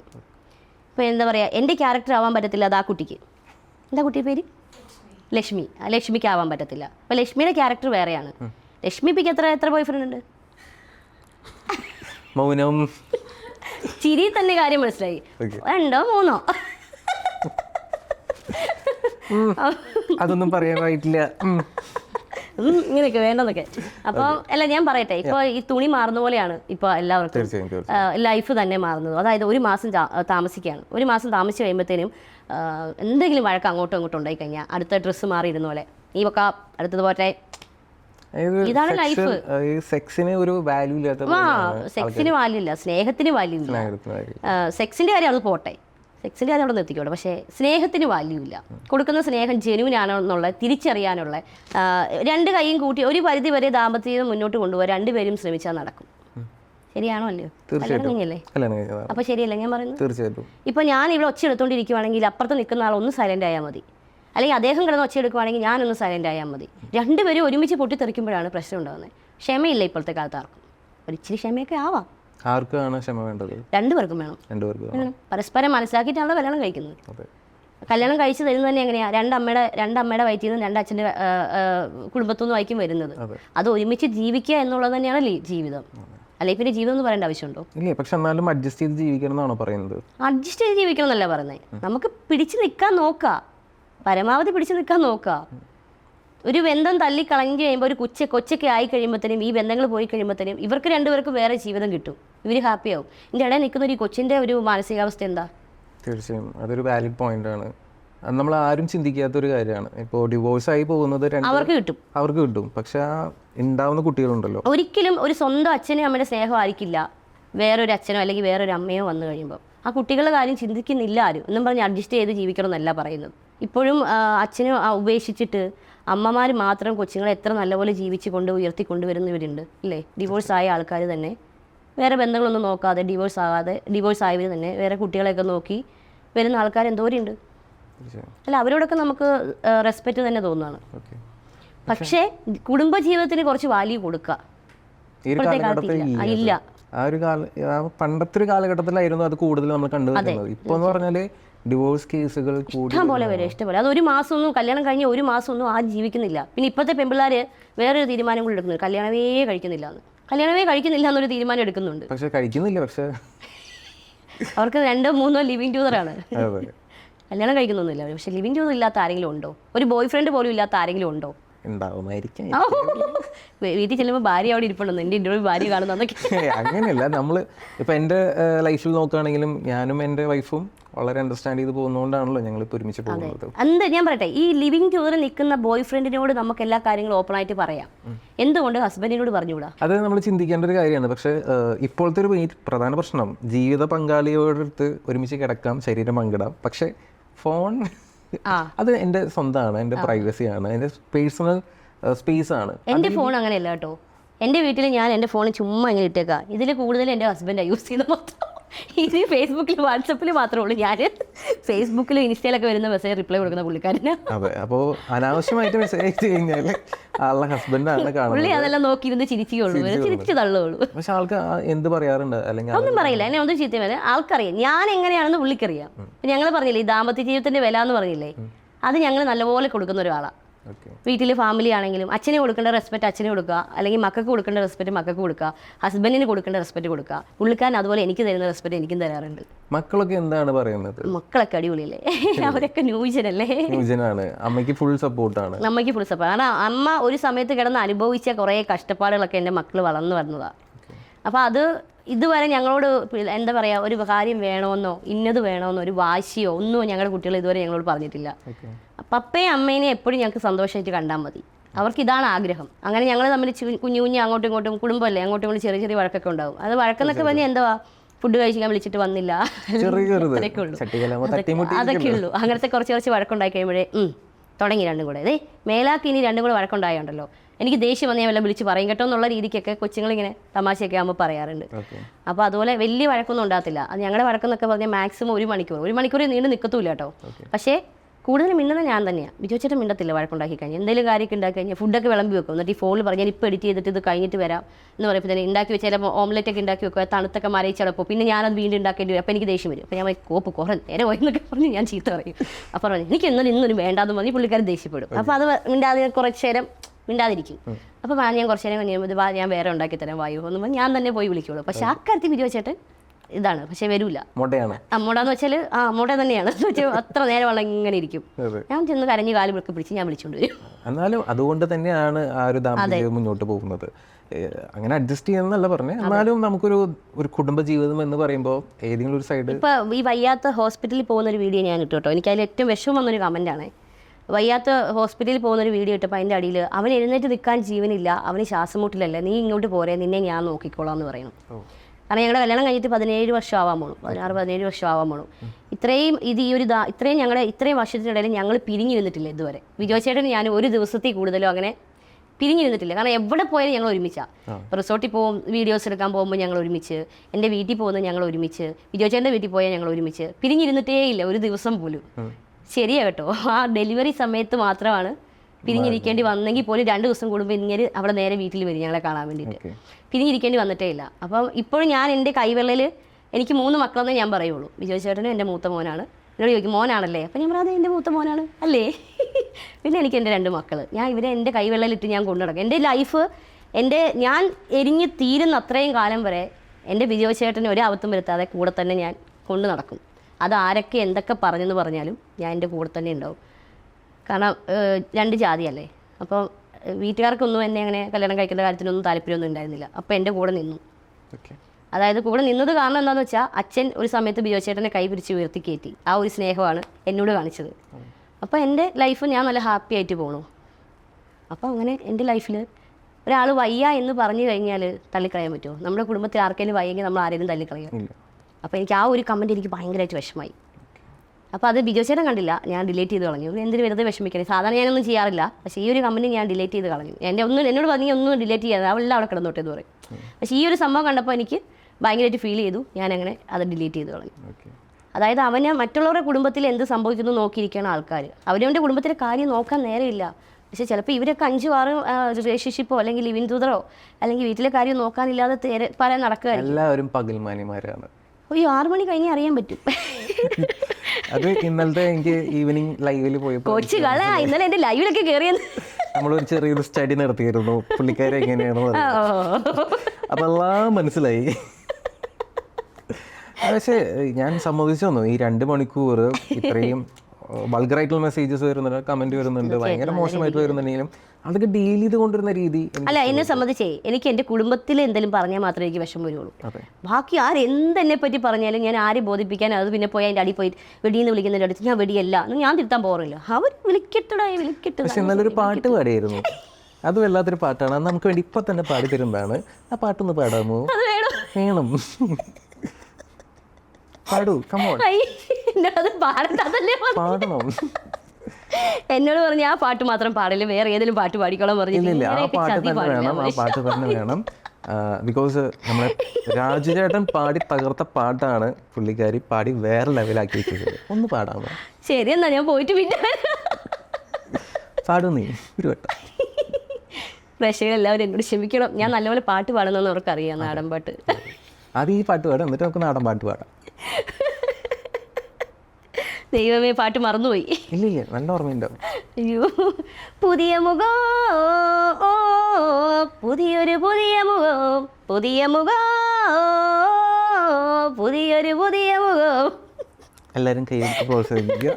ഇതാണ് തെല്ലിക്കെട്ടി എന്ന് പറയുന്നത്. ഈ പുള്ളിക്കാരെ എടുത്ത് വേറെ നിങ്ങൾ എന്ത് ആക്ട് ബോംബ് കൊണ്ടിട്ടാലും ആൾക്കൊരു പ്രശ്നമല്ല. രീതിയിൽ അറിയുന്നൊരു താള ലളിതമായി അല്ലെങ്കിൽ ശ്രുതി ഒന്നും തെറ്റാലും നല്ലൊരു പാട്ട് പാടാം. തീർച്ചയായിട്ടും. അത് തൊണ്ട ഇച്ചിരി സീനുണ്ട് കേട്ടോ, അടഞ്ഞിരിക്കുക. കുറച്ച് ദിവസമായി തൊണ്ടവേദന, ഈ ടോൺസിലൈറ്റിസ് ഉള്ളതുകൊണ്ട് തണുത്തത് എന്തെങ്കിലും കഴിച്ചാൽ പെട്ടെന്ന് തൊണ്ടവേദന സീനാവും. നാടൻ പാട്ട് പോരെ? ഏതാ പാടാ? എല്ലാ പാട്ടും പാടി തീർന്നു. എല്ലാ ദിവസവും പാടി ഞാൻ തകർന്ന് തരിപ്പടമായി. ഏതാ പാടാ? ചാലക്കുടി ചന്തയ്ക്ക് പാടിയാ പോരെ? മണിച്ചേട്ടൻ്റെ പാട്ട് പാടിയാ പോരെ? അല്ലേ, ഓടണ്ട. ഓടേണ്ട ഓടേണ്ട ഓടി തളരേണ്ട, ഓമന പൂമുഖം വാടിടേണ്ട. ഓടേണ്ട ഓടേണ്ട ഓടി തളരേണ്ട, ഓമന പൂമുഖം വാടിടേണ്ട. ഓമന പൂമുഖം വാടാതെ സൂക്ഷിച്ചാൽ ഓമന ചുണ്ടത്തൊരുമ നൽകാം. ശരിക്കും പാട്ട് നല്ല അടിപൊളിയായിട്ട് പാട്ട് പാടിയിട്ടുണ്ട്. നല്ല നല്ല രീതിയിൽ പാട്ട് പാടുന്നുണ്ട്. പക്ഷെ പുതിയ മുഖത്തിൽ മാത്രം ചെറുതായിട്ട് അതാള് സ്വന്തമായിട്ടുള്ള പാട്ടാണ്, ആരും ഒന്നും പറയുന്നത്. രാജേട്ടത് കേക്കേ വരുന്നത്. ഓക്കെ, പാട്ട് മറന്നേക്കാം. ഇനിയിപ്പോ സിനിമയിലേക്ക് വന്ന ഒരു കഥ പറയുകയാണെങ്കിൽ, ഇപ്പൊ സന്തോഷ് പണ്ഡിറ്റിന്റെ കൂടെ അഭിനയിച്ചിട്ടാണ് ഇപ്പൊ കുറച്ചുകൂടി സിനിമ ഫീൽഡിൽ നിൽക്കുന്നത്. എങ്ങനെയാണ് സന്തോഷ് പണ്ഡിറ്റ് മൂവിയിലേക്ക് എത്തുന്നത്? അത് ഞങ്ങളൊരു ആൽബം ചെയ്തായിരുന്നു, ബിയാത്തു എന്ന് പറഞ്ഞൊരു ആൽബം. അതെനിക്കറിയില്ല സന്തോഷ് പണ്ഡിറ്റ് ആണെന്ന് എനിക്കറിയില്ലായിരുന്നു. അപ്പോൾ എന്നോട് പറഞ്ഞു, നമ്മുടെ ഒരു ആലപ്പുഴയിലുള്ള കുറച്ച് ടീംസിനെ വിളിച്ചിട്ട് പറഞ്ഞു, ഒരു ആൽബം ചെയ്യാനാണ്, വരാമോ എന്ന് ചോദിച്ചു. അപ്പോൾ ഞാൻ അവിടെ ചെന്ന് കഴിയുമ്പോഴത്തേനുമാണ് പുള്ളിക്കാരനെ കാണുന്നത്, സന്തോഷ് പണ്ഡിറ്റ് എന്ന വ്യക്തിയെ കാണുന്നത്. അന്നൊക്കെ എനിക്ക് ഭയങ്കര സന്തോഷമാണ്. കാരണം ഞാൻ പറഞ്ഞില്ലേ, നിങ്ങൾ ഈ നാട്ടിൻപുറമായതുകൊണ്ട് സെലിബ്രിറ്റീസൊക്കെ കണ്ടപ്പോൾ ഞങ്ങളൊക്കെ ഇങ്ങനെ നോക്കി നിൽക്കുമായിരുന്നു പണ്ടൊക്കെ. അപ്പോൾ അങ്ങനെ നോക്കിയത് ഞാൻ സന്തോഷ് പണ്ഡിറ്റ് എന്ന് പറയുന്ന വ്യക്തിയാണെന്നൊക്കെ പറയുമ്പോൾ പിന്നെ സാറിനോട് സംസാരിച്ചപ്പോൾ ഭയങ്കര ഓപ്പണായി സാറ് നല്ലപോലെ സംസാരിച്ചു. ചേട്ടനുണ്ടായിരുന്നു കൂടെ, വിജയ് ചേട്ടൻ. ഞങ്ങൾ എല്ലാവരും വട്ടൊക്കെ കൂടി നിന്ന് സംസാരിച്ചു, ഒരുമിച്ച് ഫുഡൊക്കെ കഴിച്ചു. അപ്പോൾ സാറ് പറഞ്ഞു, ഓക്കെ, എന്താ പറയുക, നമുക്ക് നല്ല രീതിക്ക് ചെയ്യാൻ നിമിഷമെന്ന് പറഞ്ഞു. എന്നിട്ട് അത് ആൽബം ഷൂട്ട് കഴിഞ്ഞു. അതിനുശേഷം ഏതാണ്ട് എനിക്ക് തോന്നുന്നു ഒരു 8-9 മാസം കഴിഞ്ഞപ്പോഴാണ് സാർ എന്നെ വിളിച്ചിട്ട് ഒരു സ്ക്രിപ്റ്റ് എനിക്ക് ഇട്ട് തരിക. ആതിര, അഞ്ജലി എന്ന് പറയുന്ന 2 ക്യാരക്ടറായിട്ട് സ്ക്രിപ്റ്റ് എനിക്ക് ഇട്ട് തന്നപ്പോൾ ഞാൻ എന്നോട് പറഞ്ഞു, ഇതിനകത്ത് ഏത് ക്യാരക്ടർ, ഇത് ഫുള്ള് വായിച്ചിട്ട് ഇതിനകത്ത് ഏത് ക്യാരക്ടർ ചെയ്യാൻ പറ്റുമെന്ന് ചോദിച്ചു. അപ്പോൾ അമ്മ വേഷമുണ്ട്, മോളുടെ വേഷമുണ്ട്, ആതിര, അഞ്ജലി 2 ക്യാരക്ടർ. അപ്പോൾ ഞാൻ പറഞ്ഞു, സാറേ ഇതിനകത്ത് ആതിര എന്ന് പറയുന്ന ക്യാരക്ടർ ഞാൻ ചെയ്തോളാം എന്ന് പറഞ്ഞു. അപ്പോൾ അങ്ങനെ ഞാൻ പറഞ്ഞു. അപ്പോൾ സാർ പറഞ്ഞു, ഓക്കെ, നമുക്ക് റെഡിയാക്കാം, ഷൂട്ടിൻ്റെ കാര്യങ്ങളൊക്കെ പറയാമെന്ന് പറഞ്ഞു. പിന്നെ പേയ്മെൻറ്റ് കുറവായിരിക്കും, വലിയ പേയ്മെൻ്റ് ഒന്നുമില്ല നിമിഷ. പിന്നെ നിമിഷയുടെ കയ്യിലുള്ള കോസ്റ്റ്യൂംസ് തന്നെ നിമിഷ കൊണ്ടുവരണം. പിന്നെ നമുക്ക് വണ്ടിയുണ്ട്, അപ്പോൾ വണ്ടിയിൽ നമ്മുടെ വണ്ടി ആ ഷൂട്ടിന് നമുക്ക് അതൊക്കെ എടുക്കാം. ഇങ്ങനെ നമ്മളെല്ലാവരും കൂടി ഇങ്ങനെ ചെയ്യുന്ന ഒരു സിനിമയാണ്, 5 ലക്ഷം രൂപ മുടക്കമുള്ളൊരു സിനിമയാണെന്ന് പറഞ്ഞു. ഞാൻ സാറേ ശരി, ഓക്കെ, എന്തായാലും മീഷോയിൽ നിന്ന് കുറേ ഡ്രസ്സ് ഞാൻ ഓർഡർ ചെയ്ത് വെച്ചിട്ടുണ്ട്, അപ്പോൾ അതൊരു ഉപകാരം ആയിക്കോളൂല്ലോ. അപ്പോൾ ഇതൊക്കെ വാരിപ്പറക്കി നമ്മൾ ചെല്ലാം. വാരിപ്പറക്കി ചെന്നു. ഷൂട്ടെന്നൊക്കെ പറഞ്ഞാൽ പിന്നെ എന്താ പറയുക, വലിയ സിനിമ പോലെ അങ്ങനെ പ്ലാൻ ചെയ്യലോ അങ്ങനെയൊന്നുമില്ല. അപ്പോൾ തന്നെ ഡ്രസ്സ് ഇടുന്നു, നമ്മുടെ ഏതെങ്കിലും ഫ്രണ്ട്സിൻ്റെ വീട്ടിൽ ചെല്ലുന്നു, അതിൻ്റെ ഉള്ളിൽ കയറി അവരോട് ചോദിക്കുന്നു, കുറച്ച് ഷൂട്ട് എടുത്തോന്ന് ചോദിക്കുന്നു, നമ്മൾ ഷൂട്ട് ചെയ്യണു, കഴിയണു, ഇറങ്ങിപ്പോരുന്നു. അവിടെ തന്നെ വീട്ടിൽ വന്നിട്ട് ഡ്രസ്സ് ചേഞ്ച് ചെയ്യാൻ, പെണ്ണല്ലേ, അപ്പോൾ ചോദിച്ചു കഴിയുമ്പോൾ തന്നെ ഒന്ന് മാറിക്കോട്ടെ ചോദിക്കുന്നു, അവർ ഓക്കെ എന്ന് പറയുന്നു. അവിടെ കയറി ഡ്രസ്സ് പെണ്ണായതുകൊണ്ട് ഡ്രസ്സ് ചെയ്യാൻ സാധില്ല എന്ന് പറഞ്ഞിട്ടൊക്കെയാണ് ഇപ്പോഴത്തെ വിവാദം നടന്നുകൊണ്ടിരിക്കുന്നത്. അതെ, അല്ല ഞങ്ങൾക്ക് പിന്നെ അന്നത്തെ സമയത്ത് ഞങ്ങൾ ആ വീടുകളിൽ ചോദിച്ചപ്പോൾ അവിടെ ചേച്ചിമാർ പറഞ്ഞു ചെല്ലുമ്പോഴും മാറിക്കോന്നും പറഞ്ഞ് നമ്മൾ ആ വീട്ടിലൊക്കെ കയറി. ഈ പുള്ളിക്കാരൻ അവിടെയൊക്കെ നല്ല പരിചയങ്ങളുണ്ട്. അപ്പോൾ അങ്ങനെയൊക്കെ ചെന്ന് വീട്ടിൽ കയറുന്ന ഡ്രസ്സൊക്കെ മാറി. ക്യാരവാനോ കാര്യങ്ങളൊന്നും ഇല്ല. സന്തോഷ് പണ്ഡിറ്റ് എന്ന ഒരു വ്യക്തിയെ കുറിച്ച് താങ്കൾക്ക് എന്താണ് പറയാനുള്ളത്? ജെന്യൂൻ ആയിട്ടുള്ള ഒരാളാണ്. പിന്നെ എന്താണ് ഈ സിനിമാ ഫീൽഡിൽ നിന്നും ഇത്രയും ആള് എന്താ പറയുക സിനിമ ചെയ്തിട്ടും അതിൽ നിന്ന് കിട്ടുന്ന ഒരു വീതം പുള്ളി പാവങ്ങൾക്ക് വേണ്ടി ചെലവഴിക്കുന്നുണ്ട്. അപ്പോൾ എന്നോട് പറയാം നീ ലേഡി സൂപ്പർ പണ്ഡിറ്റ് എന്നൊക്കെ പറഞ്ഞ് എനിക്ക് കമൻറ്റ് പറയാം. ലേഡി സൂപ്പർ പണ്ഡിറ്റ് ആണെന്നൊക്കെ അല്ല സന്തോഷ് പണ്ഡിറ്റ് ആണെന്നൊക്കെ പറഞ്ഞ് എനിക്ക് കമൻറ്റ് ഇടാറുണ്ട് ആൾക്കാർ. അപ്പോൾ സന്തോഷ് പണ്ഡിറ്റ് എന്ന് പറയുന്ന ഒരു വ്യക്തിക്ക് സന്തോഷ് പണ്ഡിറ്റ് ആകാനേ പറ്റുള്ളൂ. ആൾ സ്വന്തമായിട്ടൊരു ബ്രാൻഡ് ഉണ്ടാക്കി, സ്വന്തമായിട്ട് ആളുടെ പേര് ഇപ്പോൾ ആർക്കും അറിയത്തില്ലാത്ത നിമിഷ ബിജു ഇപ്പോൾ ഒരു ബ്രാൻഡ്. നിമിഷ ബിജു ബ്രാൻഡ്. അതെ, അതുപോലെ ഒരുപാട് ഫാൻസ് അസോസിയേഷൻ വരുന്നു. പിന്നെ അതല്ല ഈ ഷക്കീല ചെറുതായിട്ട് എങ്ങനെയാണ് ഷക്കീല? എനിക്ക് എൻ്റെ അമ്മയുടെ സ്ഥാനത്ത് കാണുന്ന ഒരു വ്യക്തിയാണ് ഷക്കീലമ്മ. ദിയാസനെ വഴി ഞാൻ പരിചയപ്പെട്ടതാണ്. ദിയാസനയുടെ ഫ്രണ്ടായിരുന്നു. അപ്പോൾ ദിയാസനെ എന്നെ പരിചയപ്പെടുത്തി തന്നു. അപ്പോൾ പണ്ട് തുടങ്ങി എന്നെ ഷക്കീല എന്ന് വിളിച്ച് കളിയാക്കുമല്ലോ. അപ്പോൾ ഞാൻ അമ്മയെ കണ്ടപ്പോൾ ഞാൻ അമ്മയോട് പറഞ്ഞു, അമ്മേ ഞാനും അമ്മയുടെ പാതയെ പിന്തുടരുന്ന ആൾ. എന്തായി ഞാനും വെള്ളത്തിൽ കളിക്കാറുണ്ട്, അമ്മയും വെള്ളത്തിൽ കുളിക്കാറുണ്ട്. അമ്മ എനിക്ക് വീഡിയോ ഒക്കെ സപ്പോർട്ട് ചെയ്ത് തന്നായിരുന്നു. ഞങ്ങൾക്ക് രണ്ടുപേർക്ക് വെള്ളം കണ്ടാൽ അലർജിയാണെന്നും പറഞ്ഞുകൊണ്ട്. അപ്പോൾ എൻ്റെ ഇൻസ്റ്റേ കിടക്കേണ്ട വീഡിയോ. അപ്പോൾ ഞാൻ പറഞ്ഞു എൻ്റെ അമ്മ, അതായത് നമ്മളെ ഷക്കീലമ്മയോട് സംസാരിക്കുമ്പോൾ എൻ്റെ അമ്മയോട് ഞാൻ എങ്ങനെ സംസാരിക്കണേ അതൊരു ഫീലാണ് എനിക്ക് അമ്മയിൽ നിന്ന് കിട്ടുന്നത്. അത്രയും കെയർ ചെയ്യും നമ്മളെ, അത്രയ്ക്ക് സ്നേഹിച്ച് എന്താ പറയുക മോനെ നീ പുള്ളടാ, ബിജോ ചേട്ടനൊക്കെ ആണെങ്കിലും നീ പുള്ളടാ എന്നൊക്കെ പറഞ്ഞാൽ അങ്ങനെ ഒരു എന്താ പറയുക നമ്മുടെ അമ്മമാർ സംസാരിക്കുന്ന ഒരു ഫീലാണ് കിട്ടുന്നത്. ഇപ്പം ഈ തെറി വിളിക്കുന്ന ആൾക്കാർ തെറി വിളിക്കുന്നുണ്ടല്ലോ, ഇവരെന്തുകൊണ്ടാണ് ഇവിടെ എത്തിയെന്ന് ഇവർ ചിന്തിക്കുന്നില്ല. ഇപ്പോൾ ഒരു വീഡിയോ ഇപ്പം നീല നമ്പ്യാർ എന്നൊക്കെ പറഞ്ഞാൽ നീല നമ്പ്യാർക്ക് വീഡിയോ ഇട്ടിട്ട് ആൾക്കാർ തെറി വിളിക്കുന്നുണ്ട് ചുമ്മാ വന്നിട്ട്. അത് ആ ഒരു വീഡിയോ ചെയ്യാനുള്ള കാരണമോ അല്ലെങ്കിൽ ആ സാഹചര്യം എന്താണെന്നോ ഇവർ ആരും ചിന്തിക്കുന്നില്ല. വിളിക്കുന്നത് ചുമ്മാ കണ്ടിട്ടങ്ങ് വിളിക്കുക. അവർക്ക് വേറെ പണിയില്ലല്ലോ, വെറുതെ ഒരു 4 ചുമരിന്റെ ഇടയിൽ നിന്ന് ഫോണിൽ നിന്ന് നോക്കുന്നു, അത്രേ ഉള്ളൂ. പക്ഷേ ഈ ഒരു വീഡിയോ എടുക്കാനും ഈ ഒരു വീഡിയോ ഇട്ടിട്ട് ഈ ബാക്കി ഇത്രയും തെറി കമന്റുകൾ നേരിടുന്നതിന്റെ കഷ്ടപ്പാട് എന്തോരാന്ന് നിങ്ങൾക്ക് അറിയാൻ പറ്റില്ല. പക്ഷെ അപ്പൊ അവര് ചോദിക്കും എന്തിനാ പിന്നെ ഈ പണിക്ക് പോണത്? പിന്നെ പണി വേണ്ടേ? ഇതാണ് എന്റെ പണി, അതല്ലേ പണി, എന്റെ പ്രൊഫഷനാണത്. ഓക്കെ. അപ്പോൾ ഇതൊക്കെ ചെയ്യുമ്പോൾ മക്കൾക്ക് എന്താണ് ഇതിപ്പോൾ മക്കൾ സ്കൂളിൽ പോകുന്നുണ്ട്, അപ്പോൾ അവരുടെ അടുത്ത് ടീച്ചേഴ്സിനെയൊക്കെ എനിക്കറിയാം. ടീച്ചേഴ്സൊക്കെ നമുക്ക് അതെന്താണെന്ന് അറിയാം, അവർക്കൊക്കെ നമ്മൾ എന്താണെന്ന് ടീച്ചേഴ്സിനെയൊക്കെ നമ്മളറിയാം. നമ്മുടെ പേഴ്സണലിയുള്ള കാര്യങ്ങളും നമ്മുടെ ഫാമിലിയെ പറ്റിയൊക്കെ അവർക്കറിയാം എന്താണെന്നും. എൻ്റെ നാട്ടിലുള്ളവർക്ക് വെട്ടിക്കുഴി എന്ന് പറയുന്ന എൻ്റെ കൊച്ചു ഗ്രാമമാണ്. ആ നാട്ടിലുള്ളവർക്കൊക്കെ എന്നെ ഭയങ്കര സപ്പോർട്ടാണ്. എടി ഞങ്ങൾ കാണാറുണ്ട് വീഡിയോ കേട്ടോ, ഞാൻ ലൈവിൽ നിന്ന് ഹായിട്ട് നീ മിണ്ടിയില്ല കേട്ടോ എന്നോട്. ഇത്രേ ഉള്ളൂ, അവർക്കറിയാൻ പറ്റും. വീട്ടിൽ വന്നു കഴിഞ്ഞാൽ ഞാൻ അതിൽ തോട്ടിലും മേട്ടിലും പാടി നടക്കുന്ന എന്നെ, ചെറുപ്പം തുടങ്ങിയ എന്നെ കണ്ടേക്കുന്ന, ചെറുപ്പം തുടങ്ങിയ എൻ്റെ നാട്ടുകാർക്ക് അറിയാൻ പറ്റും. ഈ റബ്ബർ വെട്ടും എൻ്റെ അച്ഛൻ്റെ കൂടെ നടന്ന് ഒട്ടുപാലും പൊളിച്ച് റബ്ബർ പാലും എടുക്കാൻ. ഞാൻ മാത്രമല്ല, എൻ്റെ അനിയത്തി അങ്ങനെ തന്നെയാണ്. അത് 4ാം ക്ലാസ്സിലൊക്കെ പഠിക്കുമ്പോഴാണ് ഞങ്ങൾ ഒരുമിച്ച് രാവിലെ എഴുന്നേറ്റ് റബ്ബറിൻ്റെ ഒറ്റുപാലും പൊളിച്ചിട്ടാണ് ഞങ്ങൾ സ്കൂളിൽ പോണത്. അപ്പോൾ അങ്ങനെയൊക്കെ ഞങ്ങൾ ഒത്തിരി കഷ്ടപ്പെട്ട ആൾക്കാരാണ്. അപ്പോൾ അതൊക്കെ എൻ്റെ നാട്ടുകാർക്കൊക്കെ അറിയാം. പക്ഷേ ആൾക്കാർക്ക് അറിയാത്തവരാണ് ഒന്നും അറിയത്തില്ല. പെട്ടെന്ന് ചിലപ്പോൾ ഓടിക്കറി വന്നൊരു വീഡിയോ കണ്ടു കഴിയുമ്പോൾ അവർ വിചാരിക്കുന്നത് ഓ ഇപ്പം എന്തോ കാണിക്കുന്നത് എന്നാണ് 2 തെറി കൊടുത്തേക്കാം. പക്ഷെ അത് പിന്നീടുള്ള വീഡിയോ അല്ലെങ്കിൽ നമ്മുടെ ഒരു ഫാമിലി കാര്യങ്ങളൊന്നും ഇവർ ചിന്തിക്കുന്നുമില്ല, ഇവർക്ക് അറിയാം. പക്ഷേ അറ്റ് ദ സെയിം ടൈം ഇതേപോലെ തന്നെ ഇപ്പോൾ ക്ലീവേജ് കാണിച്ചു, ഇതുപോലെ അല്ലെങ്കിൽ ക്രോപ്പ് ടോപ്പും അല്ലെങ്കിൽ വളരെ സ്ലീവ്ലെസ് ഡ്രസ്സൊക്കെ ഇടുന്ന വേറെയും കുറേ ആൾക്കാരുണ്ട്. പക്ഷെ അവർക്കൊന്നും കിട്ടാത്തത് അല്ലെങ്കിൽ അവർക്കൊന്നും കിട്ടാതെ നമ്മളൊന്ന് ഗൂഢമായി ചർച്ച ചെയ്യേണ്ടതായിട്ടുണ്ട് കേട്ടോ. അത് നമുക്ക് പഠിക്കേണ്ടതായിട്ടുണ്ട്. എനിക്ക് തോന്നുന്നു മേ ബി ഈ തടി കാരണമാണോ? ഇപ്പൊ ഞാൻ പറയട്ടെ, ഇപ്പൊ നേരിട്ട് കാണുമ്പോൾ എന്നെ തടിയുണ്ടോ? ഈ ഫോട്ടോയിൽ കാണുന്ന തടി എനിക്കുണ്ടോ? ഇല്ല. എനിക്ക് എന്ത് ചെയ്യാൻ പറ്റും? ഇതിന് തടി ആയി കഴിഞ്ഞാൽ ഞങ്ങൾക്ക് ജീവിക്കണ്ടേ? തടിയുള്ള പെൺപിള്ളേർക്ക് ജീവിക്കണ്ടേ? പക്ഷെ അതിലൊരു ഞാനൊരു കമന്റ് വായിച്ചതാണ്, ഈ തടിച്ചിക്ക് വേറെ പണിയൊന്നുമില്ല ഇത് കാണിച്ചിരിക്കുന്നത്. എന്ത് ചെയ്യാൻ പറ്റും? തടിയുള്ളത് കൊണ്ടാണ് വിളിക്കുന്ന ആൾ സ്ലിം ആയിരിക്കും, അതിന് തടി വെക്കുന്നേ ഉണ്ടാവില്ല. ഇല്ലാതിപ്പോൾ ഞാൻ എന്താ മറുപടി പറയാ? ഇവരോടൊക്കെ സാധാരണ ഇതിനൊക്കെ മറുപടി പറയാൻ പോയി കഴിഞ്ഞാൽ ഇങ്ങനെയൊന്നും അല്ല, നല്ല രീതിക്ക് മറുപടി പറയാൻ എനിക്കറിയാം. എന്നാൽ എന്തായിരിക്കും മറുപടി പറയാൻ അല്ല, അത് അവരുടെ മെൻറ്റാലിറ്റിയാണ്. അത് പറഞ്ഞിട്ട് കാര്യമില്ല, നമുക്ക് അവരെ നന്നാക്കാൻ പറ്റത്തില്ല. അവർ തടി വണ്ണം വെക്കാതെ ഫുഡ് അത്രയും കഴിച്ചിട്ട് തടി വെക്കാതിരിക്കുന്ന ഒരു സ്ത്രീ ആയിരിക്കാം. തടി വെക്കാൻ വേണ്ടി ആഗ്രഹം ഉണ്ടാവായിരിക്കും, അതുകൊണ്ട് തടി വെക്കാതിരിക്കുന്ന സ്ത്രീ ആയിരിക്കാം.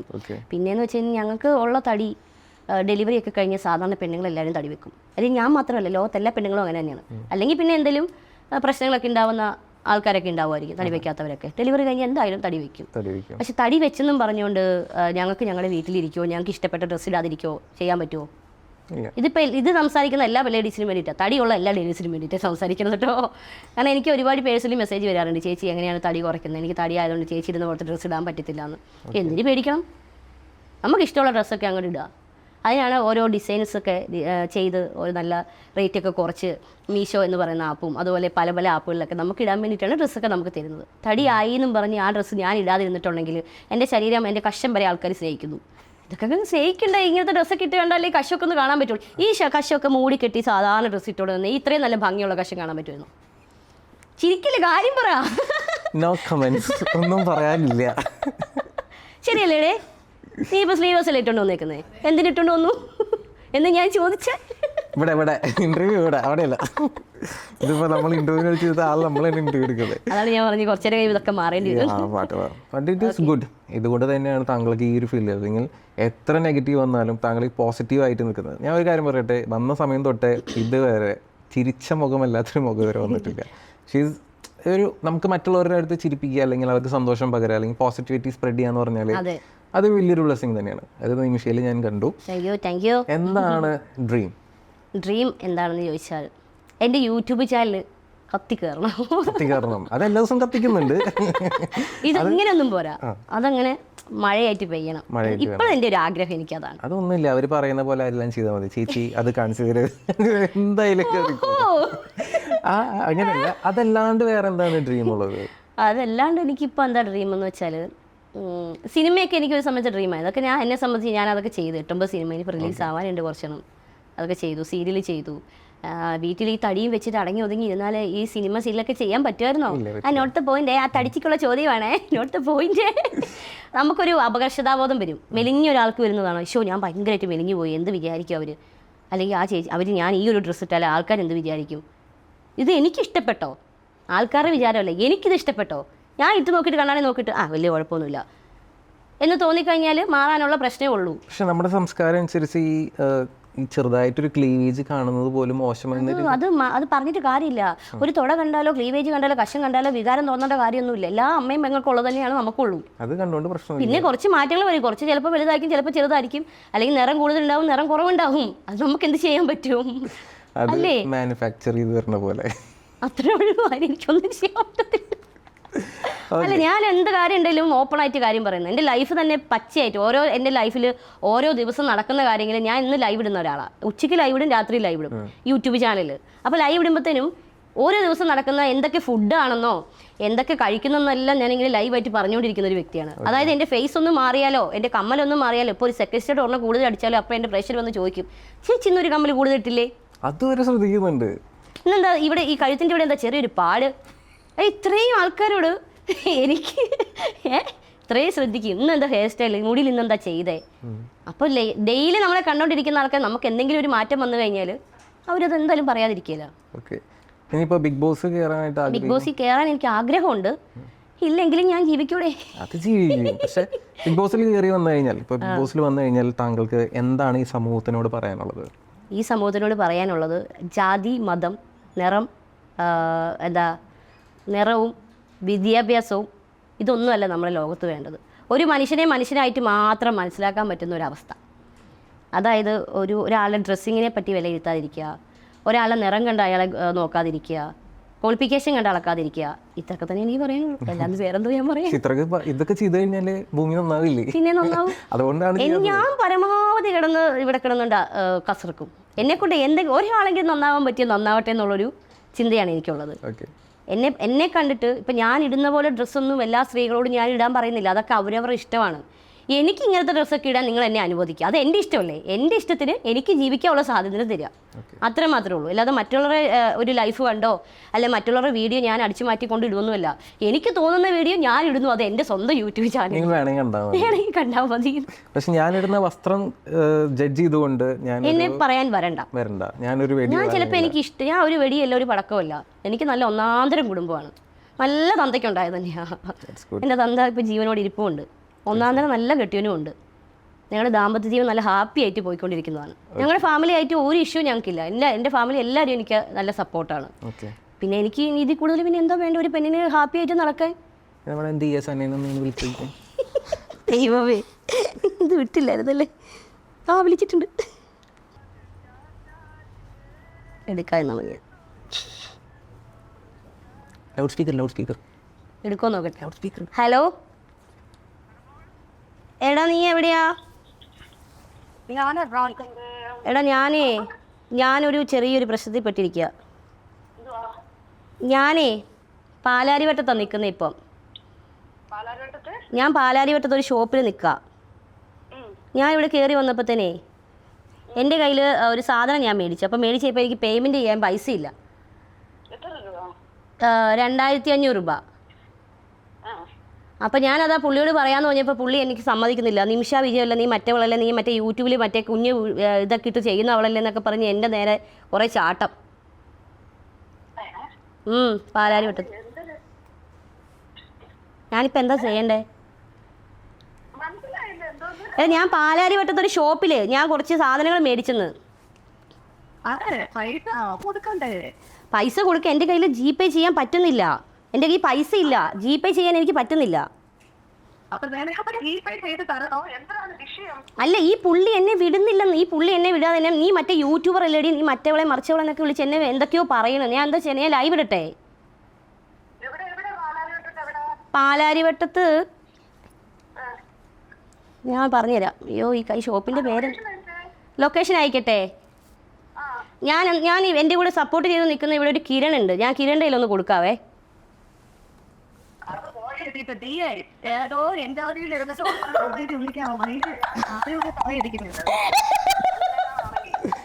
ഓക്കെ ഇന്റർവ്യൂവിലാണ് ഫെയിം സ്റ്റെപ്സ് എൻ്റർടൈൻമെൻറ്റ് ആങ്കറായ RJ കിരണാണ് സംസാരിക്കുന്നത്. വെറുതെ ഞങ്ങൾ വേറെ സാധനമാണ് പറഞ്ഞത്. അതായത് ഈ ഒരു സമൂഹത്തിൽ പല സ്ത്രീകളും ഫേസ് ചെയ്യുന്ന കുറേ ബുദ്ധിമുട്ടുകളുണ്ടല്ലോ, അതിലെങ്ങനെ പ്രതികരിക്കുമെന്ന് അറിയാൻ വേണ്ടിയിട്ട് ഒരു പ്രാങ്ക് കോളാണ്. അപ്പൊ ഞാൻ അതാണ് വിചാരിച്ചത്. ഇതാണ് എനിക്ക് പ്രാങ്ക് അല്ല, എനിക്ക് ആ വാക്കുകൾ അങ്ങോട്ട് കണക്ട് ആവുന്നില്ല. അതെ, ഞാൻ പാലാരിവട്ടത്ത് കടയിലാണ് നിൽക്കുന്നത്. ഇവിടെ പൈസ കൊടുത്തില്ല, കാശ് കൊടുത്തില്ല, പിടിച്ചു വെച്ചിരിക്കുന്നത്. അപ്പൊ പൈസ കൊടുക്കാതെ ഇരിക്കുമല്ലോ, പറ്റില്ല, പൈസ കൊടുക്കാതെ പോകാൻ പറ്റൂലല്ലോ. പിന്നെ പൈസ കൊടുക്കാതെ തന്നെ ഗൂഗിൾ പേ വർക്ക് ആവുന്നില്ല. അപ്പൊ ഞാൻ പൈസ അയക്കാം. അങ്ങനെയാണെങ്കിൽ അതാണ് ഉദ്ദേശിച്ചത് ഞാൻ. ഞങ്ങൾ അതല്ല പ്ലാൻ ചെയ്തത്. അറിയായിരുന്നു ഒരാൾ കയറി പിടിച്ചു, എന്ത് ചെയ്യണം എന്നാണ് ഞാൻ പറയാൻ പറഞ്ഞത്. ഇരിക്കാൻ പറഞ്ഞാണ് ഞാന്. പക്ഷെ ആള് ഇത് ആക്കിയില്ലല്ലോ, അത് ഫ്രാങ്ക് അല്ലേ? ഫ്രാങ്കാണ്. നിങ്ങൾ ഈ വെറുതെ നിസ്സാരമായിട്ട് ചിത്രീകരിക്കരുത് ഇത്തരം വിഷയങ്ങളൊക്കെ. അല്ല, അതല്ല, നമ്മുടെ ബാക്കിൽ വേറൊരു നല്ലൊരു ഉദ്ദേശശുദ്ധി ഉണ്ടായിരുന്നു. അതായത് ഇങ്ങനെ വന്നു കഴിഞ്ഞാൽ എങ്ങനെ പ്രതികരിക്കണം എന്നറിയാൻ വേണ്ടിയിട്ടാണ് നമ്മൾ ശരിക്കും വിളിച്ചത്. അല്ല, അവർക്ക് എന്തെങ്കിലും ബുദ്ധിമുട്ടുണ്ടായി കഴിഞ്ഞാൽ ഞാൻ പ്രതികരിക്കുകയൊക്കെ ചെയ്യും, അത് പറയാൻ കാര്യം. പക്ഷെ അവള് നിൽക്കുന്ന സിറ്റുവേഷൻ, ഇവൾ പറഞ്ഞത് ഇവർക്ക് പക്ഷെ ഇവർ കള്ളം പറയാൻ അറിയില്ല. നീ ആരെയും വേറെ ആൾക്കാരെ വിളിച്ചിട്ട് നിങ്ങൾക്ക് ഇന്റർവ്യൂ അത് ഞങ്ങൾക്ക് മനസ്സിലായിരിക്കുന്നു. പറയാൻ പറ്റത്തില്ല. അത് കള്ളത്തരം അറിയത്തില്ല. നിങ്ങൾ കള്ളം അറിയാനുള്ള ആളുകളെ വിളിച്ചിരുത്തിട്ട് വേണം ഇത്തരത്തിലുള്ള പ്രാന്റുകൾ കൊടുക്കാൻ. കുട്ടി കള്ളം പറയുന്ന കുട്ടിയല്ല. പുള്ളിക്കാരി ആക്ട്രസ് ഒക്കെ ആണല്ലോ, അപ്പൊ ഞങ്ങൾ വിചാരിച്ച് അഭിനയിച്ച് തകർക്കും എന്ന് വിചാരിച്ചിട്ട് പറഞ്ഞതാണ്.